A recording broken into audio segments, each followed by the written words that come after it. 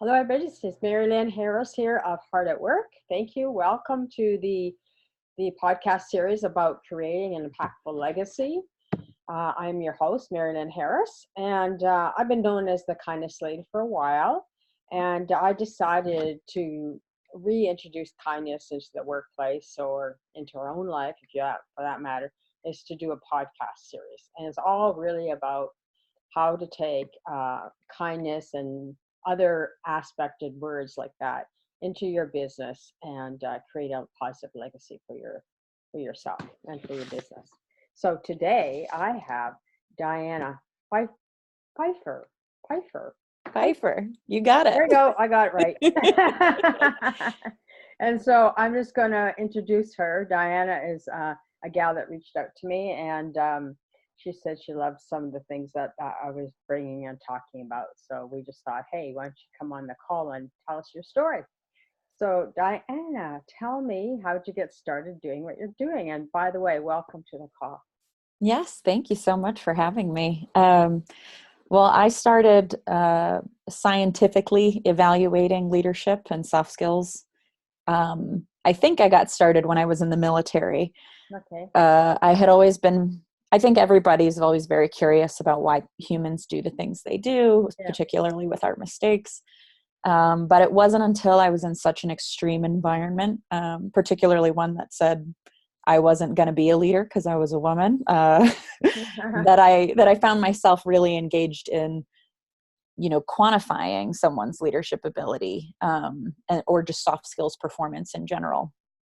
But at the time, I had absolutely no tools or acumen to measure any of that. So after leaving the military, I completed 2 master's degrees at the George Washington University in Washington, D.C. Okay. One was in business administration, and the other was in information systems technology management. So this is where I was able to get the necessary, financial and accounting acumen, statistical acumen, and then organizational behavioral expertise to start developing theories and how I could measure individual impact in an organization. Oh, okay.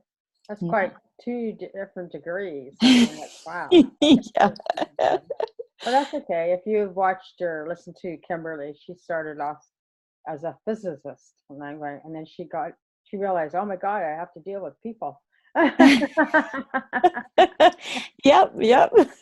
So tell me how you use those 2 degrees and quantify leadership. How do you quantify leadership? Yeah, so this is the question. So I work for a firm called Triple Direct Leadership, and we're an executive development company. So my business partner had started the firm a few years ago now, and he told me what he was doing, and I said, I bet you I can prove that your stuff doesn't work. Because it's such a saturated industry, Right. There are a lot of gimmicks and frameworks and all these other things. I said, I can put numbers to it and tell you that it doesn't work. And of course, we started working together, and his model was really fascinating because it focused a lot on brain chemistry. And I started to do basically a return on investment analysis for his clients. And then it just made too much sense, the 2 skill sets together. And we thought, people should always get a measured return on their investment in any type of training, in any executive development or leadership development. So, and we both operate from a place that many of your podcast guests do, which is, positivity and organizational change can happen, and inclusion and diversity and all these things are so great for an organization, but people respond to the dollar. Like, what's it going to do for my bottom line? And that's how those high decisions get made. So that's what we focus on is we think those things are really great too. And so we just prove it and figure out how to really sharply define all of those things within each organization and tie them to specific behaviors and internal dynamics and processes to be able to say, okay, you put 40,000 into this training. You saved 1.5 million this year because of it. This was your return on investment, and this is where it counts. So it's good for people, it's good for business. And so that's kind of what we do. Yeah, it's really hard to necessarily, like you say, put a dollar attachment when you're giving somebody emotional training, because it is all about our emotions, right, as a human, and we have to shift and change, and we have to be willing to change. And so how do you measure that, right? Because they're all interested in what are the results, what are the results I'm going to get. And so it sounds like you're kind of more giving them the quantifiable is as far as the dollar amount. That's right. Yeah. And it's different for every company. I mean, each company is its own microculture. And then depending on the size of the company, each team within that company is a microculture. So you can't just form this universal framework of like, this is how you define, leadership skills and quantify them. It has to be, what does your day-to-day look like? And what are the social norms, the mores, the communication procedures that you guys follow within your team, within your company? And you really have to, it's a labor-intensive process of sussing out those details to really get down to it. And like I said, it involves, you need an accountant in the room, which usually, the accountants would just like to do accounting and not be, working on these team dynamics things. But when you bridge those skill sets together, suddenly it's magic, and everybody feels very useful. Yeah. Well, everybody wants results on both sides, right? Right. The facilitator wants to see results. The person who hires the team or the company wants to see results. And then the subject matter or the employees want to see results, right? Exactly. So you have lots of different categories or people to get those results for. Yeah. And so what do you find the biggest challenges about quantifying? Boy, defining is the hardest part. People are really eager to get going when we start this work, because our whole model is we have a run-up period where I'm working on the analytics portion and observing the organizational behaviors. And we, based on what their goals are, what the client's goals are, we design an outdoor excursion. There's always an outdoor element to take people out of their comfort zone and into something very uncomfortable, maybe a little traumatic at times, but all around the needs of the client so that we can trigger a change in brain chemistry. So when people are learning new things or outside their comfort zone, it makes their neurological pathways more pliable. And therefore, they're much more likely to learn and retain the information you're giving them. So once that's done, we come back to our office environment and we start looking at the changes that have been made due to that, emotional experience and the information we've given. And so the challenges are all in that first part, is getting people really, really, really specific on what they need to work on. Because everyone says we need to work on our communication. Everyone says we really need to work on diversity and inclusion, and I think one of your previous guests, I can't remember her name, she said a lot of times it's just lip service, like, oh yeah, we have a policy for that, or we have a mandate for that. And then you're like, great, how's it going? Are you measuring it? Are you doing anything to track it? So everyone's always really excited in the beginning, and then we start getting into it and they're like, I don't want to do this. I don't want to define these things. I don't want to get into the nitty gritty. And then, all that hard work pays off, because when we leave them with a system of how to continue to measure these things so that they're not fully dependent on like a management consultant or us even. So that's probably the biggest challenge. Yeah. Okay. So who hires you then? The facilitator, or you do the facilitating, or? Yeah. So we sell directly to businesses. We sell to decision makers, usually the executives. And that's because everyone, like I said, everyone's interested in organizational change, and a lot of people at the middle management level are really good at spotting things that need to change within an organization, or Mm-hmm. calling attention to stuff, but they're not the ones saying, yeah, we can invest a hefty chunk of change in Right. this. So we usually work directly with executives. And then we're also operating from a place that our organizational change needs to be a top down and a Mm-hmm. bottom up Yeah. change. So we usually start with the leadership Yeah. because it's the logical Yeah. place. Yeah. Well, they're the ones that are going to pay for it. Exactly. Yeah. And they're the ones who care about the bottom line. So it Yeah. works out perfectly because we can Yeah. say, yes, it'll be great for your company and your people, but here's how much money you'll make off of it too. Yeah. Yeah. Or save or whatever. Or save. Yes. Yeah. Yeah. Yeah. How much money you'll save, but this is how much money you have to spend to get there. Exactly. Exactly. Yeah. So do you find what you do that more and more people are looking for that type of service that you offer? Well, I think especially in the development, the leadership or executive development world, yes. As soon as we mention that we provide an ROI, Yeah. and it's not some phony, like, made up ROI, it's an actual, it's tied to their financial data, and it's done in complete transparency with the client. So we don't take their numbers away, massage them, and then bring back this really good looking ROI. We've had some bad ones. We've had some bad ROIs before. And I think once people realize that there's a way to do it and that someone's doing it, they don't want to do it any other way because it doesn't make sense to. So Right. it's definitely becoming more popular. But there are still, like a lot of fraudulent things out there, Yeah, styles and frameworks. So we're going through a patent process to make ours, because we were like, we really need to legitimize this because too many people say, well, trust me, Yeah. trust me, I'll make the numbers. Yeah. I won't lie about them. I won't just make them look good for us, something like that. So we're going through a patent process for this so that it can be scientifically reliable, not just emotion-based or biased. Right. Right. Or fixed number of biases.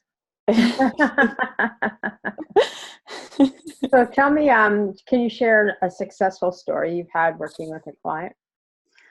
Oh yeah.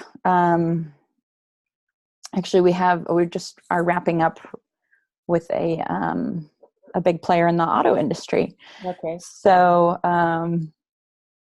we saved them $1.5 million in time costs over the course of a year by reducing their average employee break time by 40%. Okay. So in manufacturing, specifically on their manufacturing floors, was where these breaks were being taken. And if you've ever been in a manufacturing facility, it is, highly process oriented. Yeah. People are, broken down to the smallest task for like maximum efficiency and output. And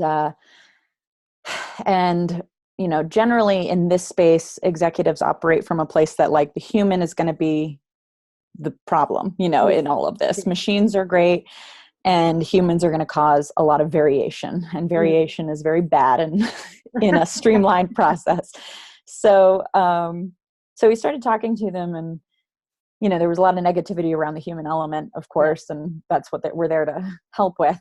And we kind of shifted their mindset to, what if the variation could swing in the positive direction? Now, granted, we still want to reduce as much variation as possible, but right now it's only swinging in the negative. What if we can get it to swing in the positive? And what they were struggling with was employees were taking a break, whether it was like bathroom, water, like outside of their lunch break, smoke breaks, whatever. And they would get caught up in conversation and lose track. So we traced these long break times to a lack of social interaction throughout the day. Right. nothing's worse than being surrounded by people and never interacting with them at work for, 8 hours a day or however Yeah. long you're there. So, so we would see that they would, lose their station or leave their station, lose track of time. And then instead of imposing some sort of penalty or mandate, like, well, you can't take this, X number of breaks, you can't be gone for more than 5 minutes or whatever. Mm-hmm. We decided to create an evolution program to prime employees with new techniques for communication that didn't interfere with the existing work processes. Mm-hmm. And then, so we put them out on that excursion to learn that information. And then we shaped the environment just a little when they got back to facilitate enough social interaction that they felt like they were getting it during the day, but not so much that they were losing output. Mm-hmm. And so just that one small thing, and it's usually a small thing, but you have to, painstakingly drill down to it, that saved them, $1.5 million at just one facility over a year. So as they're going to go now and implement this in different facilities, it's going to be a pretty good ROI, a pretty good ROI for them. But that's really all it is. It's just being willing to say that the human isn't the problem, and just, we got to get a consultant in here, do a bunch of layoffs, trim the fat, and get rid of them. Yeah. At one point you hired that person thinking they were going to provide value to your company. So that's why still do you want to get rid of them? Yeah. Yeah. Well, like you say, if you have a human, some companies think, oh, well, they're not performing like the machine. Well, they're not a machine, like you were saying, if you hired them, obviously you felt they would provide value for you. Right. So, right. Yeah. Exactly. So what do you think some of the biggest challenge are that you find or you've discovered in your business about leaders? About leaders. Oh, I mean, specifically, well, one is people often subscribe to the idea that humans are too complex to measure. Mm-hmm. We're too unpredictable. We're too fluid, but we are predictable. We do have a lot of similarities across cultures, across, different worldviews. I mean, we have a lot of the same tendencies. So that is some mentality that you just got to get rid of. Like, you can measure human behavior if you're paying attention to the right things. Right. But I'd say the biggest challenge with leaders today, aside from ethical leadership, which is always going to be, I mean, just human nature, it's always going to be a hardship, but is making the space to think, making the time to think. Mm-hmm. So I don't know if you're familiar with Nicholas Carr's work. He has a great book called The Shallows, but his theory is that because and I'm oversimplifying it, but because we live in such like an instant gratification world where information is so available to us, that we kind of are losing our ability to think deeply on topics, because you can just Google it, you can just go online and be told what to think, rather than really focusing on, like, what should I do here? So for a lot of our executives, they get very frustrated because they look to external models or frameworks or articles or something to solve internal problems. And, they were a thinker and they were a visionary at one point, because they're a CEO or they're like a top executive. And you'd assume that those are the skills that get you to those visionary and strategic positions. But it's like, the closer you get to the top, the more you have to lose, and you're afraid to do something unconventional. And you're afraid to trust your own ideas. And so there's, executives are so inundated with email and, decisions and the day-to-day minutia that they just don't have time or space to sit and really think about their organization's challenges. Yeah, I could see that, because I was talking to a manager of a store yesterday and just asking a really simple question. And he said, I would love to do that, but I can't talk to you right now. I got to look after this. I'm like, okay, I'm sorry. And it's sort of like, there is the open door policy, but, like you were saying, is the door is open, but only just for 2 seconds. Yeah. Yeah. Only And I for gotta certain get back people. to this email. Yeah. Exactly. So, Exactly. so it's like, okay, gee, how can we solve this? How can we get this to work? Kind of thing. So yeah, I certainly see, like how if you're trying to be a leader, trying to do different things, that sometimes you don't stop to think about those Yeah. things. Yeah. So what do And you think that everyone, they could do about? Yeah, go ahead. oh, sorry. And everyone has an opinion on what a good leader should look like. They have their own interpretation of it. So it's Yeah, like, well, you shouldn't be doing that. You should be focused on this. So really it's just about trusting your own instincts, and sometimes ignoring people yeah, yeah, rather than taking advice, ignoring advice. yeah. I truly believe that if you empower yourself through your own gut or your own intuition, you'd be much further ahead than. But the other challenge is you have to be willing to listen to it too. Exactly. And act upon it. That's right. you know. So anyway, so what kind of clients do you really like to work with? I know you mentioned leaders and CEOs. Is there an industry, or is there a certain aspect of a person? Sure. Yeah. Well, we work a lot more with like bigger like corporate bodies, or just people who suffer from a lot of bureaucracy because Yeah. they're titans of industry, or they've been around a long time. A lot of people in the manufacturing space as well. We do work with like smaller or medium-sized businesses Mm-hmm. that are just trying to set up a system for how to evaluate Mm-hmm. internal talent and performance. But our heavy hitters are, in the airline industry and the auto industry, some tech players, folks who've been around Mm-hmm. a while, and then let's see, who else? Did I already say aerospace? Well, airline, and Yeah. aerospace, that kind of thing. But we also do a lot of public sector work too. So Mm-hmm. if when you mention bureaucracy, Yeah. generally that's the first place you can Government. find it. Yeah. Yeah. And that No names that mentioned. one's really fun. Yeah. Yeah. So, and it's fun because I know that we would all ideally love to work with people who are totally open to change and Yeah. want to be molded and pliable, but given just the age difference, Yeah. if I go in there telling people that they need to change after 150 years of success in their industry, it's like, yeah, right. Yeah. That's why I really like having numbers to back things.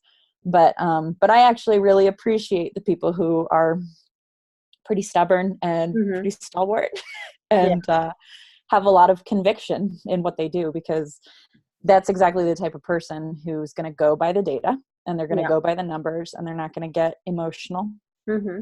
about it. And when you show them what can happen Mm-hmm. through like scientific evidence, and not just take my word for it, Yeah. or sentiment analysis, Mm-hmm. they will commit fully to it. And that's the biggest thing too, is committing to that execution on the back end. Right. So a stubborn, long, big company. Yeah. Where am I going to find those in today's world? Oh, there's lots of But yeah. them. I have no fear about that. I remember giving a talk to a group of people on sidebar about kindness and how they need to think about implementing that in their business. And I had a guy stand up. I don't want an answer from you, but I'm just telling you, I have a manufacturing company, and I cannot allow anybody to be kind to each other, and nor can I be kind to them, because that'll ruin my company. And I'm like, what? Yeah. So when you're talking about the titans or long-term stubborn people, oh, that reminds me of that incident Yeah. that guy said. I just like, wow, Yeah. where did you find that mindset? But like you were saying, they're titans for a reason, and Right. they're stubborn, and they aren't willing to move a step an inch over to the right a bit, Right. you know, Yeah. right on to what they're, and then they can't figure out why their employees don't want to work there anymore. Right. Okay. Exactly. Well, I guess you know You know, better than I yeah, right. do. Yeah. These millennials don't want to work, that kind of thing. That Yeah. happens all the time. It's really funny. I mean, you can let it get to you, but after being in the Marine Corps, it's like, I've dealt with 1,000 of you. It's okay. Yeah. I know exactly where you're coming from, and I know exactly how to get you to see the light, but it doesn't mean I'm not going to laugh a lot during the process, because Yeah. if you can't laugh about it, it's going to just be very frustrating. So Yeah, that's true. That's true. Yeah. So, you've told a lot about us, about what you do, and yeah. gave a great success story. And I'm sure that was very happy for you and your partner and for them as well. So, Yeah. do you have any final comments that you'd like to say, or tips to share, or anything like that? Before we Sure. close? Yeah. So, well, because of a lot of our clientele are, older men between the ages of 55 and 70. Yeah. Um, when I come to them and say I'm going to measure their employees' behavior and put dollar amounts to things like smiles and thank yous, they're like, yeah, right. That's not possible. And then inevitably I say, do any of you have daughters? And, Yeah. half the room raises their hand. I said, when your daughter brought home her first boyfriend, what did you do? You looked at, did he come to the door? Did he shake your hand? Did he look you in the eye? How was he dressed? Did he speak up? Did he introduce himself? So we all have our mental checklist of things Mm-hmm. that generally lead us in the right direction. Like we have over time built these systems of heuristics that take shortcuts and tell us, is this guy going to be trouble or not for my daughter? Yeah. And then they all sit and think about it and like, oh, okay, I get it. I get what you're saying now, instead of in this sort of abstract world of just measuring human behavior. Right. You do it all the time. We do it every day. We're actually very good at it as human beings. So, Right. so I guess, so for that, it's usually an easy way to get people in the mindset of how we're going to start approaching this challenge. But for executives themselves, I would say to stop looking outside your organization for internal solutions, and try to get yourself to a point where you're starting from like, this is going to work, Yeah. this will work, because it just makes the whole process a lot easier when it does work, but Mm-hmm. it makes it go a lot faster. But it's okay to be skeptical, and it's good to scrutinize Mm-hmm. results and information and data and where it's coming from, and question things, but operate from a place of, people are your greatest asset, and my investment in them will pay off one way or another. Mm-hmm. Mm-hmm. Yeah, I think there's isn't there a quote about what happens if we train them, they leave, and then there's the other thing saying like, well, what happens if we don't train them and they leave? Yeah. Yeah, That's a very common a very common argument. We're going to pour all this money into folks and then they're going to take off, and it's a pretty easy one to get around just because there's so much existing research and data that are from other organizations that when you invest in people, they feel invested in, and that increases their loyalty. I mean, and sometimes it helps to just take it down to a singular relationship level, like to take it down to that smallest level of, in your marriage, in your romantic relationships, if you don't invest time with that person, do they stay? They don't, like, unless, and if they do, that's not the type of person you want to be retaining in your company. So that's another thing too, is, retention is always an issue, but sometimes the problem is you're retaining the wrong people instead of the right ones. So yeah, that's a great point. Yeah. No, I think it just brings up to really what you're really saying, that what you do when you work with people is, Yeah. you know, like you're saying, okay, they're a variant. Yeah, you're right. But, you know, there are some really positive variants with people, right? Yes. Yeah. Yeah. Well, I'd love to carry on this conversation another time, and Yeah, maybe we'll catch up with you another time and do a update. of So course. at some point in time. So that would be cool to find out Yeah. how you're doing. So Diane is expecting in about 6 months. So she's just like at 6 that point. weeks. 6 weeks. Oh, 6 weeks. Sorry. Yeah. 6 weeks. Really short time. And so Yeah. she's just like, I want to get this over with. No problem. Yeah, sorry I'm so out of breath. It's That's all right. That's baby okay. pushing. You did a great Yeah. job. I didn't notice it. Thank you. But anyway, thank you for being on the show, Diane. I really appreciate it. And thank you for reaching out to me. You know, if you know anybody else, Of course. give you them as well. Yeah, So, I know a renegade when I see one, so. yeah. Yeah, we break all the rules. We're either going to disrupt you or what's the other one? Either be disrupted or, you know, just keep doing what you're doing and have bigger problems. Yes, exactly. Exactly. Yeah. Thank you so much for having me. I really Oh, you're enjoyed our so time. welcome. So with that ending, we're going to close. And Okay. Diane will have a page on podcast.heartatworkonline.org. And you can also reach Diana. Do you have a website, Diana? Yep.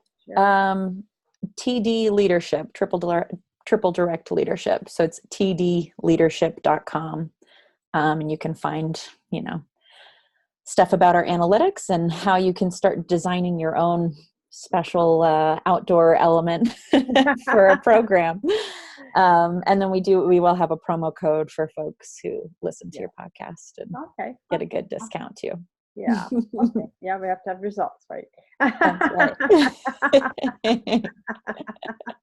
So anyway, okay, great. Thank you very much for joining us. And you can listen to our calls now through Anchor.